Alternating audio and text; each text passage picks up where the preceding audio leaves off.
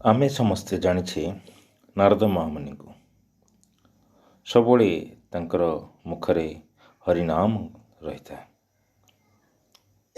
से जेतबले जुआड़े चाहिए संगे विचरण कर पारुथिले। थरे कौन हला ना नारदंकर मन को आसिला मोठार बड़ी बड़ भगवान भक्त आउ संसार कहीं नाहंती। मु तो सर्वदा निस्वार्थ पर भाव भगवान स्मरण करिथाए। सकल घटरे तो नारायण अछंती। से नारद महामुनि कथा जानीपारे पाखे कथाटी अछपा रहिला नहीं। थरे भगवान नारद को प्रश्न कले, हे देवर्षि, मोर अति प्रिय कृषक भक्त मर्त्य अछंती। तुमे तांका पाखु जाई भेटिबो और मते कहबो से केते बड़ भक्त। नारद मुनि हाँ कले। से छद्म विषय से कृषक पाखरे जाइकी दिनटी अतिबाहित कले। दिन सारा तार पूरा दिनचर्या को निरीक्षण कली। से आसी भगवान को कहले, हे भगवान, से तो कदापि आपणकर सच्चा श्रेष्ठ भक्त होई न पारंती। भगवान तांको प्रश्न कले, कौन हला किपरि? नारद कहले, मु ताको निरीक्षण कली।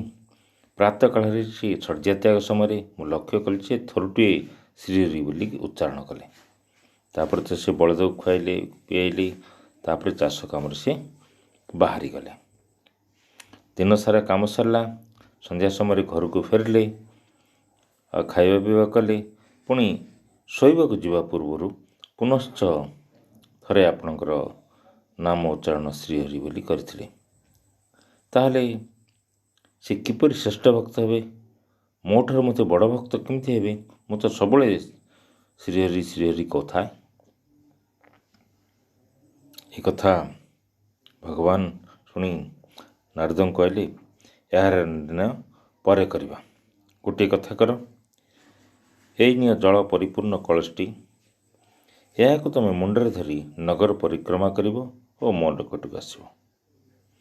किंतु ध्यान रखिब, एथिर जेपरि बुंदाए भी जल तले पड़ब ना।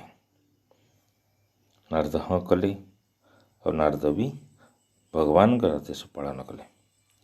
फेरिया पर श्रीहरि पचारे, अच्छा एबे कह तो, तुम्हें जितेबाला पानी कलसी धरी नगर परिक्रमा करुल, मोर केते बार नाम उच्चारण करछ?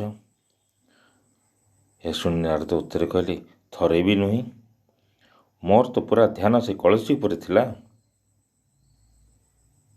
यह शुणी भगवान नारद कहले, मोर से कृषक भक्त स्व परिवार पिला छुआ गोरु गाई खेत सबू चलाई भी बहु कार्य करिया पर व्यस्त थिले भी मते दुई बार सकाळी प्रातः काल और रात्रि काल मन पकाइबा को भूली नथिला। हेले आपण पूरा समय तो नाम उच्चारण करथिले, ये पानी कलसी धरी बुलिला केमती भूली गले बा विस्मरी गले? एथर बुझिले तो?